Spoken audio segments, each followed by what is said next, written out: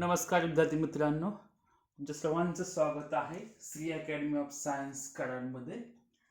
पाठीमागच्या लेक्चरला आपण इलॅस्टिसिटी हा चॅप्टर आपला चालू आहे. त्याच्यामध्ये आपला खूप काही पार्ट झालेला आहे.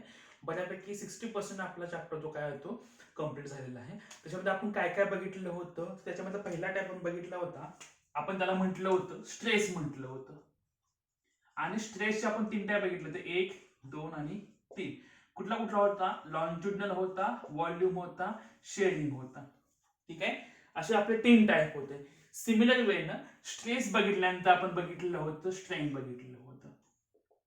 त्याच्याही सिमिलर 3 टाईप होते, लॉन्जिट्युडनल स्ट्रेन, व्हॉल्यूम स्ट्रेन आणि थर्ड आपला काय होता? Shearing strain. ठीक आहे, ह्या 3 आणि 3 6 पार्ट होते. आपला पुढचे जो पॉइंट होते त्यामध्ये पहिला होता हुक्स लॉ. हुक्स लॉ आपला काय सांगतो की the stress is directly proportional to the strain, पण हे कशामध्ये? Within elastic limit. म्हणजे इलॅस्टिक लिमिट मध्ये काय करू शकतं? स्ट्रेस हा स्ट्रेनला प्रपोर्शनल असू शकतो. म्हणजे हा कुठं असू शकतो जोपर्यंत त्याची इलॅस्टिक लिमिट आहे तोपर्यंत. त्याच्या पुढे हे पॉसिबल नाही. ठीक आहे, तेव्हा आपण काही पार्ट बघितला. ह्या दोन्हीचा रेशो कुणाकुणाचा? स्ट्रेस अपॉन स्ट्रेन, त्याला म्हटलं जातं modulus of elasticity. Modulus of elasticity असं म्हटलं जातं. ठीक आहे, हा पार्ट झाला. आणि त्याच्यावरनं ह्या 6 वरती डिपेंड असणारे आपण 3 पार्ट बघितले होते. पहिला होता यंग्स मॉड्युलस, त्याचा फॉर्म्युला होता F upon A divide by small L upon capital L. बरोबर. त्यापुढे आपला कुठला होता? बल्क मॉड्युलस होता. आता काही बुक मध्ये ते के दाखवले, काही बुक मध्ये बी दाखवलेलं आहे. Bulk modulus is equal to, आता बल्क मॉड्युलस आपला फॉर्म्युला काय होता? DP upon DV divide by V. म्हणजेच काय मला भेटला? V DP by DV. खूप ठिकाणी मायनस वापरतात, खूप ठिकाणी मायनस वापरलं जात नाही. आता कॉमनली आपण हे प्लस मध्ये घेतलेलं आहे. आणि थर्ड जो आपला होता इटा इज इक्वल टू, ह्याला आपण म्हटलं होतं काय? इथं रिजिडिटी म्हटलं होतं. बरोबर, म्हणजे मॉड्युलस रिजिडिटी म्हटलं होतं. ह्याचा फॉर्म्युला बनला होता F upon A tan theta किंवा F अपॉन A थीटा, किंवा ह्याला अजून एक ऑप्शन आहे F अपॉन, इथं फॉर्म्युला बनला होता X अपॉन H, म्हणजे आपण म्हणू शकतो इथं FH अपॉन AX.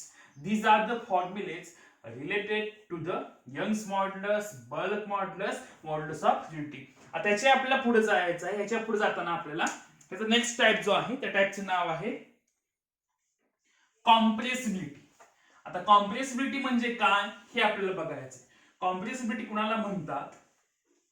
तर कॉम्प्रेसिबिलिटी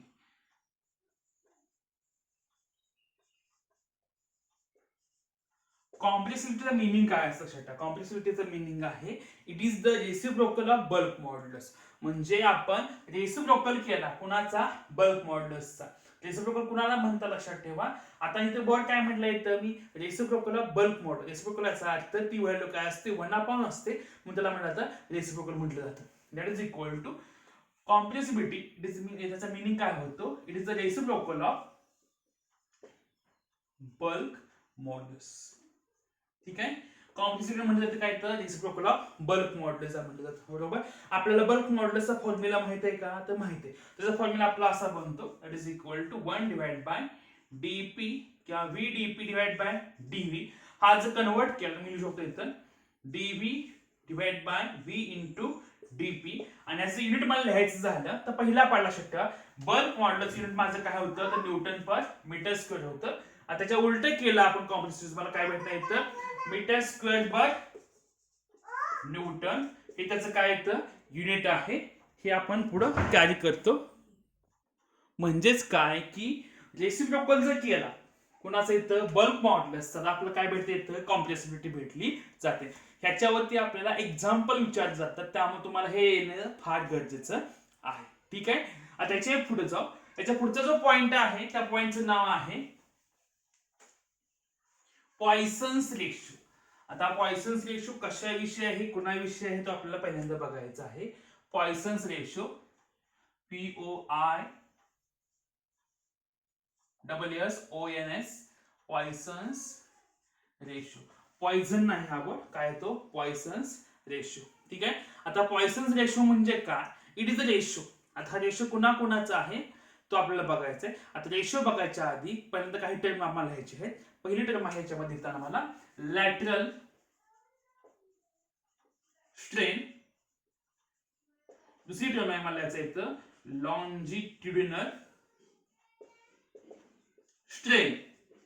आता त्यापैकी तुम्हाला एक ह्यातली टर्म माहिती आहे कुठली, लॉन्जिट्युडिनल स्ट्रेन. याचा मिनिंग काय असतो, that is equal to change in length divide by original length. राहिला कुठला वर्ड इथं, लॅटरल स्ट्रेन. आता लॅटरल स्ट्रेन कुठनं येतं, कसं येतं, त्याचं पहिल्यांदा एक्झाम्पल घेऊ, मग ते समजून घेऊ. सपोज तुमच्याकडे टायर आहे, सपोज सायकल आहे. सायकल आपलं काय असतं, व्हील असतं, व्हीलला टायर आहे, टायरच्या मध्ये ट्यूब आहे. ठीक आहे, ती ट्यूब सर्क्युलर पाथ मध्ये आहे. ठीक आहे, मी मधून कट केली, मला दिसताना काय दिसणार, तर कट केल्यानंतर आता ही बऱ्यापैकी स्ट्रेट लाईन झाली असेल असं पकडून चालू. म्हणजे सर्क्युलर ट्यूब मला ह्या अशा पोर्शनच्या शेप मध्ये दिसते. ठीक आहे, ही ट्यूब आहे. आता ट्यूब मध्ये घेताना काय घेतलंय की ह्या जी ट्यूब आहे ह्या ट्यूबचा क्रॉस सेक्शन एरिया काय माझा युनिफॉर्म आहे. याचा काय तर त्या ट्यूबची डायमीटर माझी काय तर सेम आहे. बरोबर, हे आपण कुठं बघितलं असतं, सायकल म्हणजे ट्यूब असते त्याचा काय असतो डायमीटर, हा नियर अबाउट तुमचा काय असतो हा सेम असतो. त्याची रेडियस काय असते नियर अबाउट ही सेम असते. ठीक आहे, ही ट्यूब घेतली, वरती एका पॉइंटला फिक्स्ड केली. ठीक आहे, खाली काय करते बघा, आपण स्टेप बाय स्टेप आपण ह्याच्यामध्ये वेट वाढवायचं. सपोज इथे मी त्याला वेट दिलं, वेट म्हणजे मी काय करणार इथं ह्याच्यावरती फोर्स अप्लाय करणार. फोर्स कुणा अप्लाय करण्याच्या एरियावरती अप्लाय हा करणं. ठीक आहे, मग फोर्स अप्लाय केला मग काय होणार ह्याच्यामध्ये, हा एक पोर्शन बघा, बघताना ह्याची ओरिजिनल लेंथ होती कॅपिटल एल. ठीक आहे, मी यावरती फोर्स अप्लाय केला, याची लेंथ आहेच राहील का बदलेल, तर लेंथ त्याची बदलेल.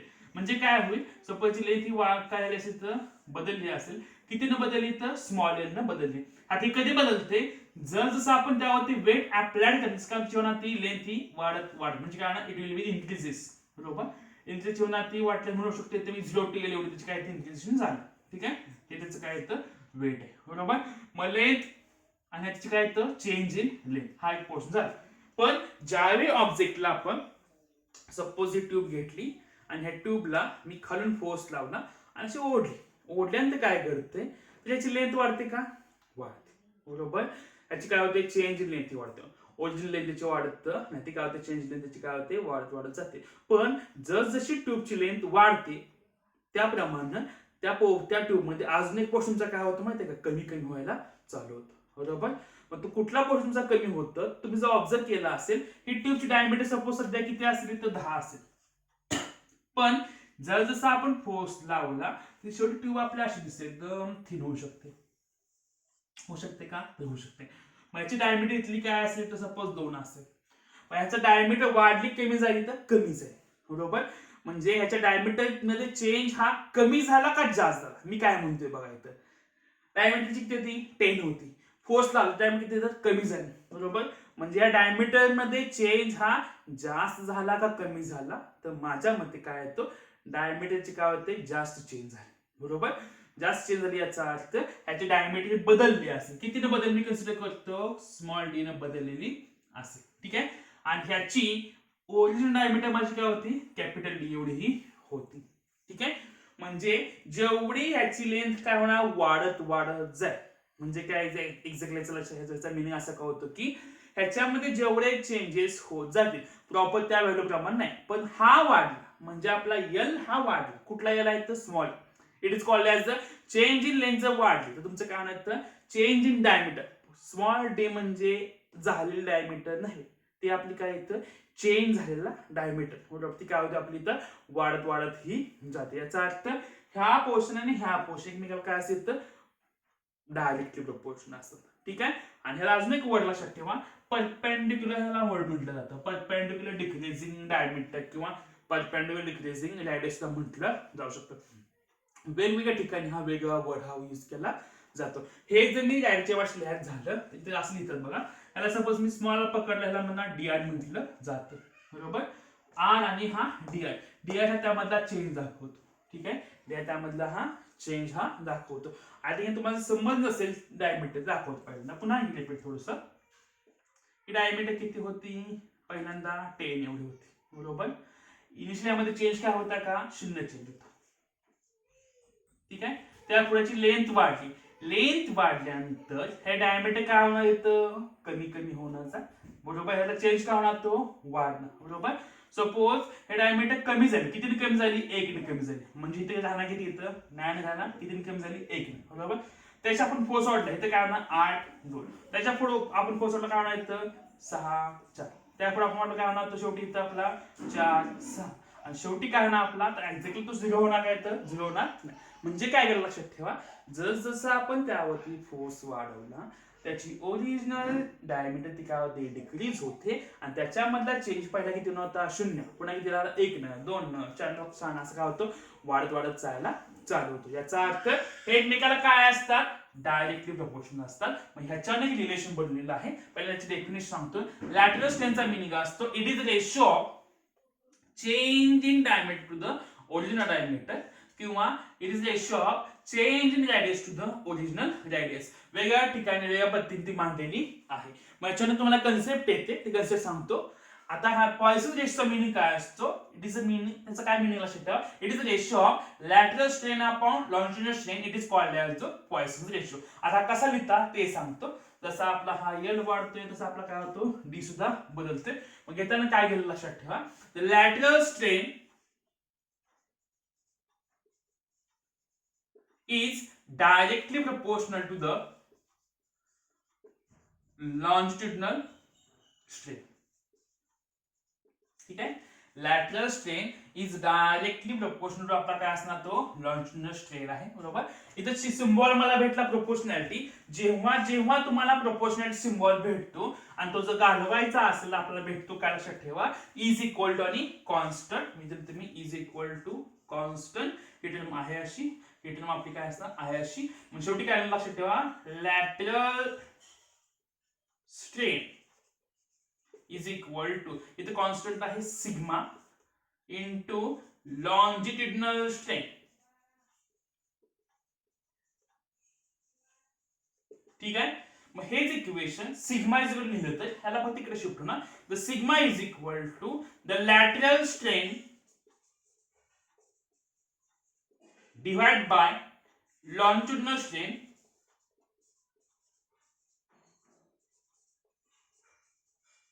Is equal to. आता लॅटरल स्ट्रेनची व्हॅल्यू, लॅटरल स्ट्रेनची व्हॅल्यू आपण काय काढल्या, लॅटरल म्हणजे small D upon capital D divided by longitudinal strain आपला काय ना small D upon capital A, किंवा असू शकतो इथं or D R by R divide by small L upon capital L, small L upon capital L. आता हा आपला काय तो रेशो आहे. इथे घेताना डायमीटर अपॉन डायमीटर इथं माझा लेंथ अपॉन लेंथ, याचा त्याला युनिट येणार नाही. म्हणजे sigma it has no unit, त्याला युनिट हे नसतं, बरोबर.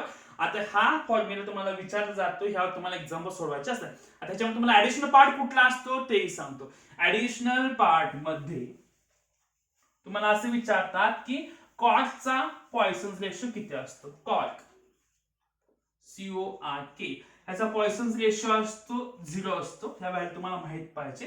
त्याच्या पुढं कॉर्क गेल्यानंतर मेटलचा नियर रबरची व्हॅल्यू असते 0.3 आणि त्याच्या पुढे सपोज रबर घेतला, आता हे ज्या व्हॅल्यू आहेत त्या बुक मध्ये तेवढ्या व्हॅल्यू आहेत, रबरची व्हॅल्यू असते 0.5.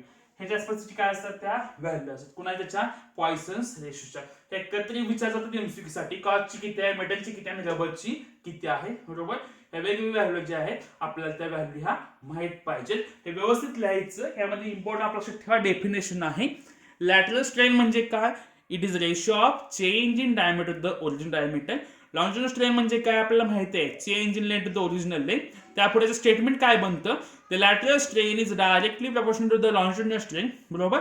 प्रपोर्शनॅलिटी चिन्ह गेलं तर काय भेटतं, इज इक्वल टू आणि कॉन्स्टंट. इथं कॉन्स्टंट काय असतं सिग्मा, आणि ह्या सिग्मालाच म्हटलं जातं पॉइसन्स रेशो. ते sigma is equal to lateral strain upon longitudinal strain. आता हे जर वेगळ्या भाषेत लिहायचं झालं किंवा हे जर आपण वेगळं डिफाईन करायला लागलं तर ह्याची डेफिनेशन अशी बनते, Poisson's ratio it is defined as it is the ratio of lateral strain upon longitudinal strain, it is called as the Poisson's ratio, बरोबर. हे सुद्धा आपण डिफाईन करू शकतो. दुसरी आपली राहिली कॉर्कची व्हॅल्यू, मेटलची व्हॅल्यू, रबरची व्हॅल्यू. ह्या व्हॅल्यू तुम्हाला माहित पाहिजे. ह्या व्हॅल्यू तुम्हाला एमसीक्यूला विचारल्या जातात. आता जो आपला नेक्स्ट पॉइंट आहे तो नेक्स्ट पॉइंट हा ऍक्च्युली मध्ये तो फिजिक्सचा पार्ट नाही, पण तो फिजिक्स मध्ये येतो. ठीक आहे, तो पार्ट आपल्याला सध्या सिलेबसला अजून नाही. तुम्हाला तो जो पार्ट आहे तो मॅथ्स मध्ये होणार आहे. तो मॅथ्स मध्ये कुठं होईल, तुम्हाला 11 किंवा 11th एंडला किंवा तुम्हाला 12th स्टार्टिंगला तो पार्ट हा होणार आहे. त्या पार्टचं नाव आहे इंटिग्रेशन. आता हे काय सांगतोय, आपला एक पॉईंट येणार आहे, त्या एका पॉईंटसाठी आपल्याला हे सांगावं लागत आहे. इंटिग्रेशन काय आहे, कसं दाखवतात, कुठल्या मेथडनं आहे, हे आपल्याला बघायचं आहे. आता इंटिग्रेशन बघताना एक साधं सिंपल एक्झाम्पल सांगतो, थोडं सिम्बॉल्स असतात. इंटिग्रेशन सिम्बॉल पण एक्झाम्पल असा असतो. ठीक आहे, आणि ज्याच्या विथ रिस्पेक्ट टू ते काउंट करतात त्याला म्हटलं जातं हे डीएक्स असं म्हटलं जातं. आणि ते डीएक्स आपल्याला हे गरजेचं असतं. आणि त्या सिम्बॉल आणि डीएक्सच्या मध्ये एक व्हॅल्यू असते, इथे एक व्हॅल्यू असते, आणि ते इंटिग्रेशन काढलं जातं. आता इंटिग्रेशन कसं असतं, कुठल्या मेथडनं असतं ते दाखवतो पहिल्यांदा. इंटिग्रेशन म्हणजे एक्झॅक्टली काय लक्षात ठेवा, सगळ्या व्हॅल्यूची सम असते. आता त्या व्हॅल्यू कशा असतात, खूप ठिकाणी आपल्या व्हॅल्यू असतात, एन नंबर ऑफ व्हॅल्यू असतात. मग ते कशा पकडतात लक्षात ठेवा, 1 to n पण अशा काउंट केल्या जातात. अशा मेथड ते लिहिलं जातं. फॉर एक्झाम्पल सपोज आपला क्लासरूम आहे. ह्या क्लासरूम मध्ये आपल्याकडे मुलं किती आहेत, तर एन नंबर ऑफ मुलं आहेत. बरोबर, एन म्हणजे आपले किती झाले, ते खूप मुलं आहेत. मला काय सांगितले की ह्या जेवढ्या क्लासरूम मध्ये मुलं आहेत त्या मुलांच्या सर्व मुलांचं वजन मोजायचंय आणि त्या सगळ्यांची मला ऍडिशन दाखवायचे. ठीक आहे, सगळ्यांची मला ऍडिशन दाखवायची. म्हणजे मला काय सांगितलंय, जेवढे तुमच्या क्लासरूम मध्ये मुलं आहेत त्या सगळ्यांच्या वजनाची सम मला सांगा किती येणार. ठीक आहे, मग हे कसं लिहिली जाणार, आपण लिहिताना काय करणार, आता सगळ्यांच्या वजनात सम आहे ना, मग आपल्याला किती मुलं आहेत, एन नंबर ऑफ आहेत ना. सपोज पहिल्या मुलाचं वजन आहे माझं W1 एवढं वजन, दुसऱ्याचं माझं किती आहे W2 आहे, तिसरं माझं किती आहे W3 आहे, डॉट डॉट डॉट माझी किती मुलं आहेत अशी हे WN एवढी मुलं आहेत.